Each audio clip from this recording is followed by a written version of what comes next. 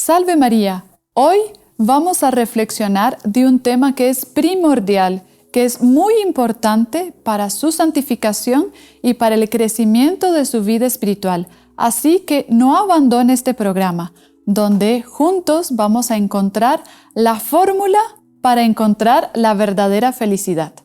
Ahora vamos a rezar para comenzar una Ave María para encomendarnos de manera muy especial a la Santísima Virgen María. En el nombre del Padre, y del Hijo, y del Espíritu Santo. Amén. Dios te salve María, llena eres de gracia, el Señor es contigo, bendita tú eres entre todas las mujeres, y bendito es el fruto de tu vientre Jesús. Santa María, Madre de Dios, ruega por nosotros pecadores, ahora y en la hora de nuestra muerte. Amén. Madre dolorosa, ruega por nosotros. María, auxilio de los cristianos, ruega por nosotros. En el nombre del Padre, y del Hijo, y del Espíritu Santo. Amén. Soy la hermana Teresa Gutiérrez, de la rama femenina de los Caballeros de la Virgen Heraldos del Evangelio. Recuerden que estamos haciendo juntos una serie de meditaciones cada semana para prepararnos para la Pascua, preparar nuestra alma y preparar nuestro corazón en esta época que nosotros podemos entregarnos cada vez más a Dios. Y para comenzar, les quiero hacer una pregunta. Creo que todos ustedes, los que nos siguen, o tal vez si hay algunos niños también que de pronto escuchen estas meditaciones, en algún momento les tocó hacer en el colegio un experimento, que es plantar una semilla. Entonces nos piden en la clase de ciencias o en la clase de botánica que sembremos una semilla. Ahí nosotros colocamos un pequeño recipiente, un vaso puede ser, y colocamos la semilla, que puede ser un frijol, por ejemplo. Y claro, le ponemos tierra, le ponemos agua, y el experimento consiste en colocar una caja encima de aquella planta y después hacer un pequeño orificio del lado contrario a de donde fue plantada la semilla. Se coloca la caja y de vez en cuando, también depende un poco de la curiosidad que tengan los niños, van a levantar la caja para mirar si ha crecido, si necesita agua, y en caso de que necesite agua, le van a colocar agua. Y conforme van pasando las semanas, aquel brote, aquella semilla va brotando, va germinando. Y va pasando el tiempo y cada vez que abrimos la caja, vemos que el tallo está cada vez más grande. Y de repente aquel tallo que crecía en línea recta, de repente empieza a inclinarse cada vez más, buscando salir por el orificio que abrimos en la caja del otro lado. Eso, en botánica, ese movimiento tiene un nombre y se llama heliotropismo. Es ese movimiento que busca la luz del sol.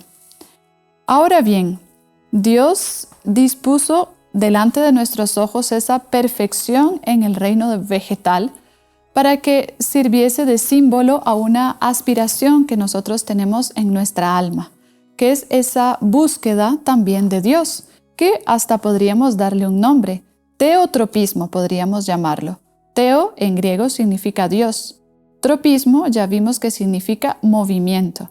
Entonces es ese movimiento de nuestra alma en la búsqueda de Dios. Y es por eso que nosotros siempre tendemos a buscar aquello que es más bello, aquello que es más perfecto y aquello que es verdadero. Porque Dios creó nuestra alma con una pequeña ventana hacia lo infinito.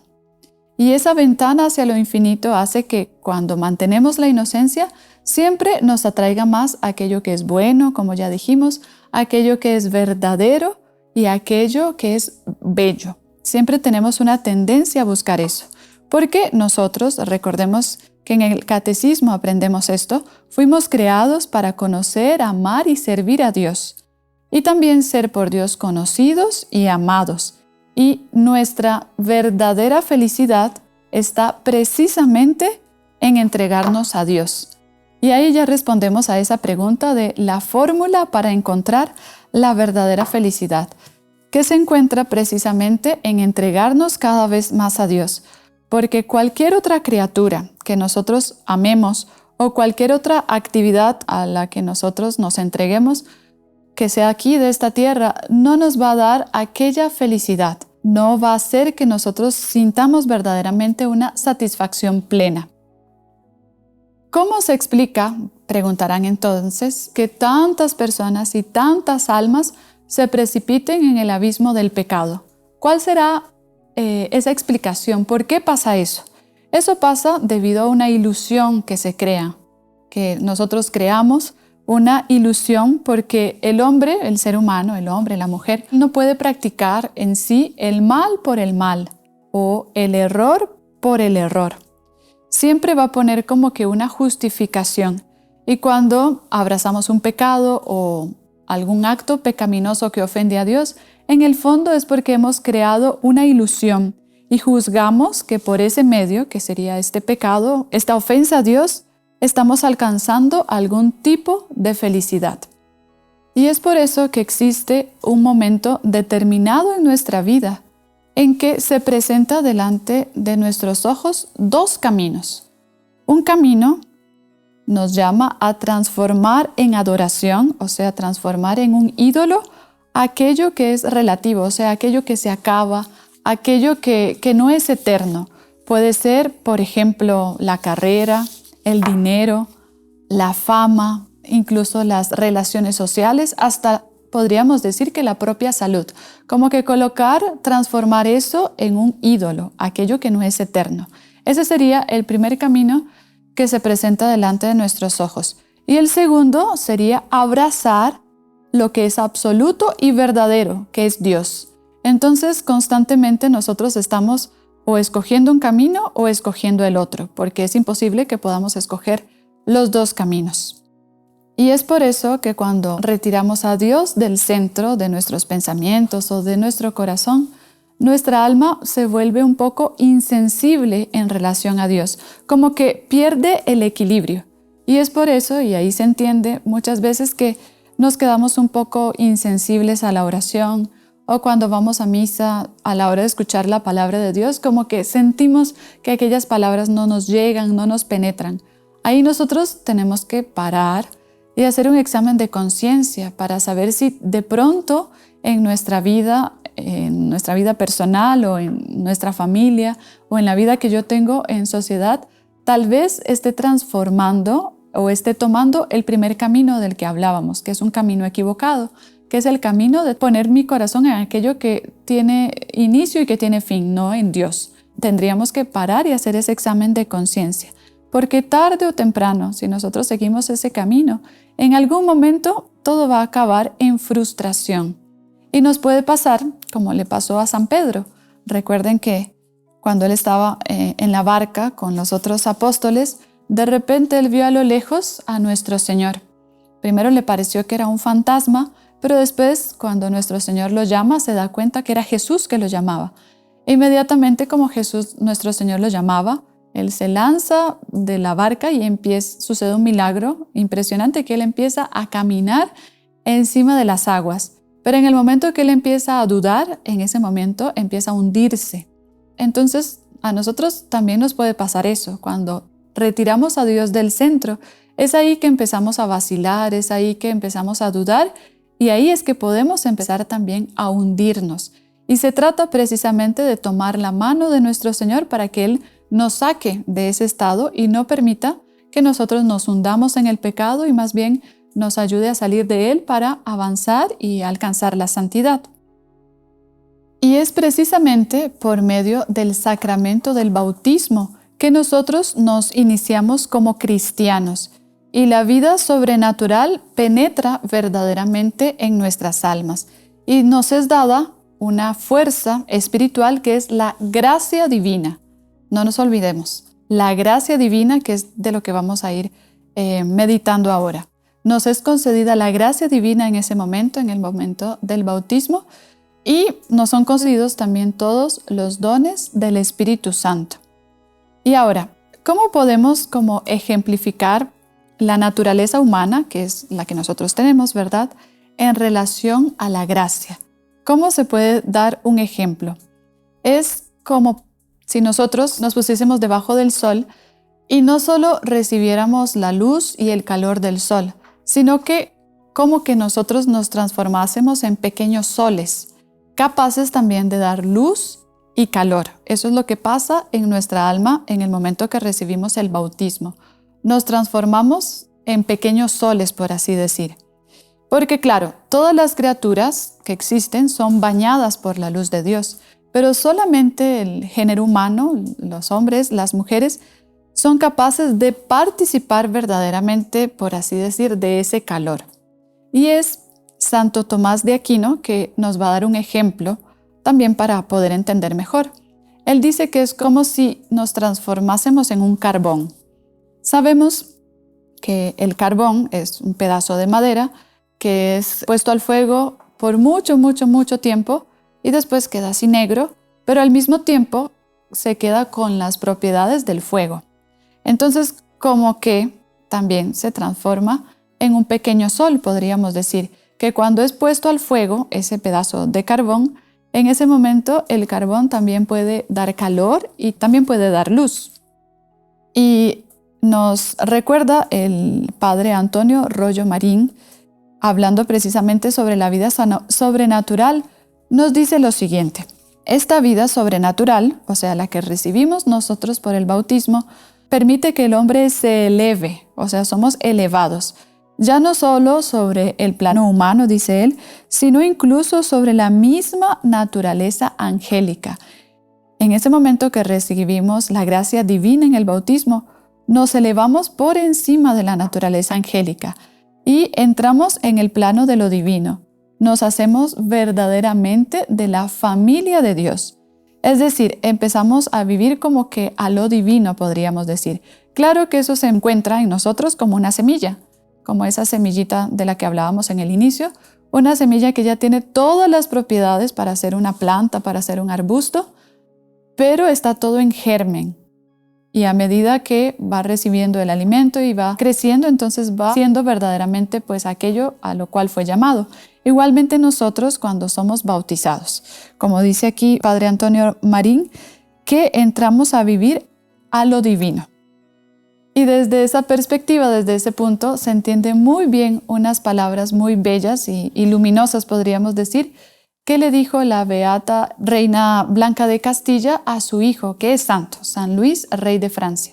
Ella le dijo unas palabras muy bellas a su hijo. Le dijo: «Sabes bien cuánto te quiero, hijo mío. Pues bien, preferiría verte muerto antes que saberte culpable de un pecado mortal». Ese es el verdadero amor de una madre. Claro, una madre se preocupa por el bienestar físico, por el bienestar intelectual, digamos, de un hijo, pero debe preocuparse más aún por la salud del alma.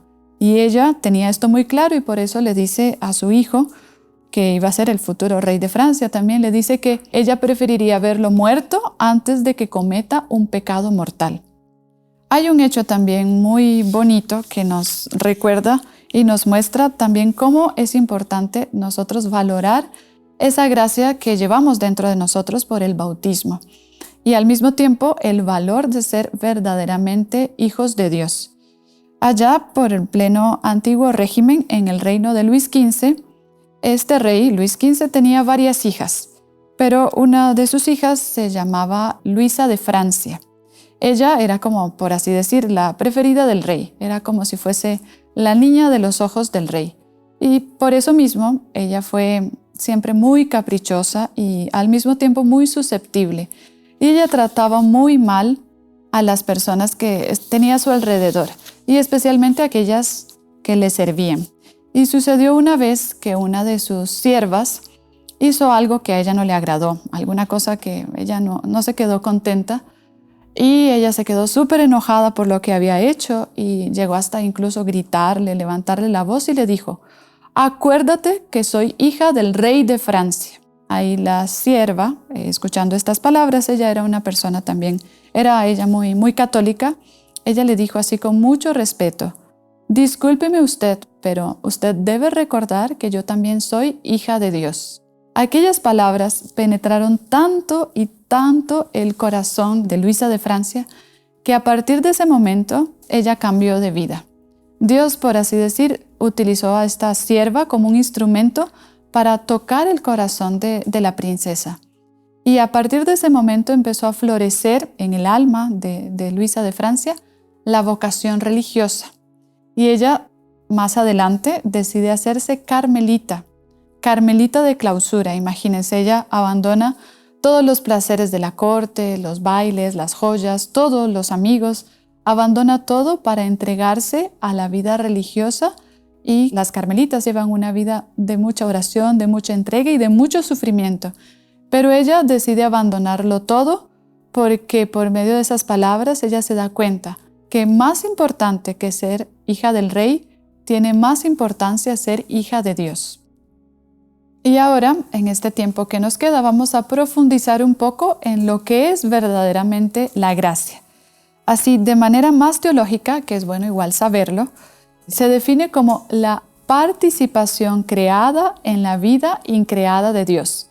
Parece un juego de palabras un poco difícil de entender, pero ya más adelante va a quedar claro. O sea, es una participación creada porque es el propio Dios quien nos da la gracia, que crea la gracia para darnos. De la vida increada de Dios, porque Dios no fue creado, no tiene un inicio y no tendrá un fin. Entonces nos hace partícipes de esa vida increada de Dios. Entonces podemos ver así que la gracia lo es todo. Si nosotros tuviésemos la manera de conseguir, por ejemplo, una poción para alcanzar la verdadera felicidad, o nos ganásemos un premio millonario que nos deje tranquilos y no tengamos que trabajar más, cualquiera de esas dos cosas sería nada en relación a lo que vale verdaderamente la gracia divina que nosotros llevamos en nuestra alma. Santo Tomás de Aquino es quien va a decir que una gota, así una gotita de gracia, tiene un valor tan grande, o sea, vale más que todo el universo creado. Entonces imagínense todos los grados de la creación, todo el universo, los astros, el sol, todo lo que existe aquí sobre el planeta Tierra, todos los otros planetas, todo eso que existe, que fue creado por Dios, es nada en comparación a una gotita de gracia. Y el mismo Santo Tomás de Aquino da otra imagen para nosotros entender mejor lo que significa esa gracia que nosotros llevamos en nuestra alma. Él nos dice que es, por ejemplo, cuando un pedazo de hierro es colocado en el fuego, en una forja así a altas temperaturas. En el momento que el hierro, porque claro, el hierro tiene propiedades cuando no es sometido al fuego. Él es frío, también podríamos decir que es duro y tiene una constitución diferente. Pero en el momento que nosotros colocamos el hierro en la forja, en ese momento se pone al rojo vivo, o sea, queda todo caliente e incluso cualquiera que le toca se puede verdaderamente quemar. Entonces, cuando ese hierro está colocado en el fuego, pasa a tener las propiedades del mismo fuego. Tanto así que si nosotros vemos esa vara de hierro incandescente, si preguntásemos, ¿dónde está el fuego? El fuego está en el hierro. Y si preguntásemos, ¿dónde está el hierro va a estar en el fuego, porque se unen de tal forma que quedan inseparablemente unidos. Lo mismo sucede con nosotros cuando somos bautizados. Ya dijimos que pasamos a ser de la familia de Dios y pasamos a vivir verdaderamente de la vida de Dios, y eso se vuelve como inseparable. Ahora hay algo muy importante que nosotros tenemos que también tener siempre muy presente, que nosotros al recibir la gracia en el bautismo, como también explicábamos hace un rato, recibimos como que una semilla que va a llegar a su plena manifestación por medio de un proceso, y ese proceso precisamente es la santificación. Pero, sin embargo, para que verdaderamente eso se pueda vivir en cada persona, necesita de estar en contacto y comunicación con Dios para poder participar de esa vida. Así como el hierro, si yo lo saco de la forja donde está el fuego y lo dejo apartado del fuego, en pocos minutos, él inmediatamente va a perder todas las propiedades que tenía del fuego, porque no está en comunicación con aquel fuego que es el que le da esas propiedades. Lo mismo sucede con nosotros. Bueno, entonces yo ya fui bautizada, ya me bauticé, recibí la primera comunión, me confieso, ya alguna vez recibí la unción de los enfermos. Eso está muy bien, pero no es solo en esos momentos específicos, sino que debería ser durante toda nuestra vida. O sea, nosotros nunca debemos apartarnos de Dios, porque en el momento que nos alejamos por el pecado, y más especialmente por el pecado mortal, En ese momento, aquello que llevamos como una semilla es como esa semilla que no es alimentada, que no le colocan agua, que puede tender a morir y desaparecer. Entonces eso es muy importante, no es solamente tener presente que nosotros llevamos esa gracia dentro de nuestras almas, sino que debemos cuidarla y sobre todo no apartarnos de Dios, porque el mismo nuestro Señor nos dice en el Evangelio, permaneced en mi amor. O sea, nuestro Señor nos pide que permanezcamos cerca de Él, porque Él en su infinita sabiduría sabe que en el momento que nos apartemos de Él, en ese momento ya no vamos a tener esas fuerzas para poder avanzar en ese proceso de santificación. Y aquella semillita que Dios colocó con tanto cariño en nuestra alma, poco a poco se va a quedar sin fuerzas y va a tender a morir. Y ahora es muy importante, ya que sabemos lo primordial que es cuidar la gracia, lo primordial que es estar cerca de Dios, ahora es bueno saber cuáles son los auxilios que yo debo tener para permanecer en el amor de Dios y para perseverar en la gracia de Dios. Primero que todo, acercarnos a los sacramentos y especialmente al sacramento de los sacramentos, que es la Eucaristía. Cuando nosotros nos acercamos a la Eucaristía, ahí como que crece la gracia en nuestras almas. La oración también es muy importante, el poder recogerme para estar con Dios. Y como decíamos en alguna otra meditación, ni siquiera hay que salir a buscarlo, por así decir, porque Él está dentro de nosotros. Basta que nosotros tengamos ese tiempo de recogimiento para estar en comunicación con Él. Y también cuidar la gracia. Tenemos que cuidarla. Imagínense ustedes que un ángel se aparece, digamos así para entender mejor. Se les aparece un ángel y les entrega una maceta con una planta y el ángel les dice, mientras esta planta no muera, usted va a recibir mensualmente, no sé, $2,000 para poder sobrevivir y justo de pronto era lo que estaba necesitando. Claro, ¿cómo ustedes cuidarían esa planta? Porque si no la cuidan, sabe que en el momento que muere, aquello ya no lo van a tener más, aquel dinero que el ángel les prometió, digamos. Entonces, todo va a girar en la casa, en la familia, alrededor del cuidado de aquella planta. Entonces, ahí van a averiguar qué planta es, dónde debe estar, cuánto sol debe recibir al día, cuánta agua hay que colocarle. Todo va a girar en relación a eso, porque ustedes saben que el ángel les dijo que en el momento que la planta muera, ya no van a recibir más ese beneficio. Pues resulta que nosotros, más que millones de dólares, tenemos en nosotros algo, ya vimos que es mucho más valioso que incluso todo el universo creado, que es la gracia. Entonces también nosotros deberíamos siempre preguntarnos todo en relación a la gracia. ¿Qué debo hacer? ¿A qué sacramento me debo acercar? ¿Cuánto debo rezar? Deberíamos vivir en función verdaderamente de eso. Porque realmente si nos dejamos llevar por nuestras pasiones, por nuestros instintos, es muy fácil perder la gracia. Por ejemplo, si nosotros no estamos vigilantes y vemos una película así que nos va a hacer pecar, ahí perdemos la gracia.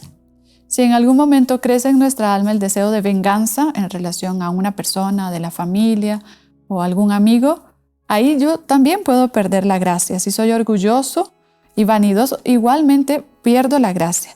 Y sería una tontería, ¿verdad? Perder algo tan grandioso como algún don tan inmenso como es la gracia por esos vicios y pecados que nos pueden dar una alegría, pero va a ser una alegría pasajera, que en algún momento va a terminar y como ya vimos, vamos a quedar en frustración.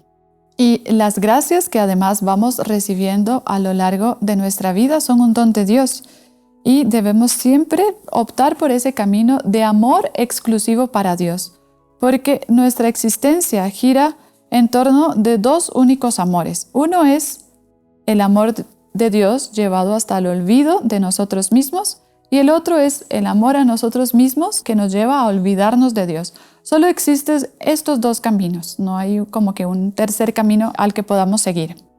Así que como conclusión nos debe quedar muy grabada así a fuego, por así decir, en el fondo de nuestros corazones, que todas las grandezas de la tierra, todo lo que yo pueda alcanzar aquí en esta tierra, son nada y miseria. Porque claro, todo termina con la muerte. Entonces nosotros no nos llevamos nada de estos bienes terrenales a la eternidad.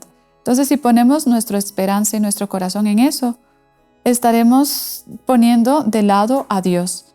Y eso va a ser un obstáculo muy grande para nuestra salvación eterna.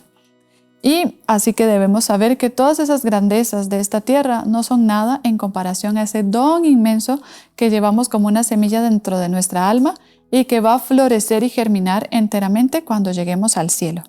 Así que la invitación es que cuidemos muy bien esa gracia que llevamos en nuestros corazones y además que confiemos en la Santísima Virgen María, en Nuestra Señora, que ella es la llena de gracia. Y si existió alguien sobre la faz de la tierra que vivió constantemente cuidando esa gracia que llevaba en su alma, fue Nuestra Señora. Así que pidamos a ella, que además de todo, ella es la medianera universal de todas las gracias. Así que pongámonos bajo la protección de ella para que ella constantemente nos anime en este camino rumbo a la santidad.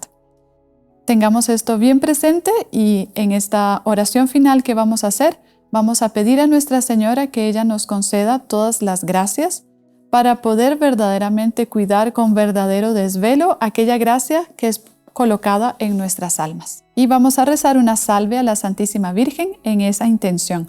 En el nombre del Padre, y del Hijo, y del Espíritu Santo. Amén. Dios te salve, Reina y Madre de misericordia, vida, dulzura y esperanza nuestra.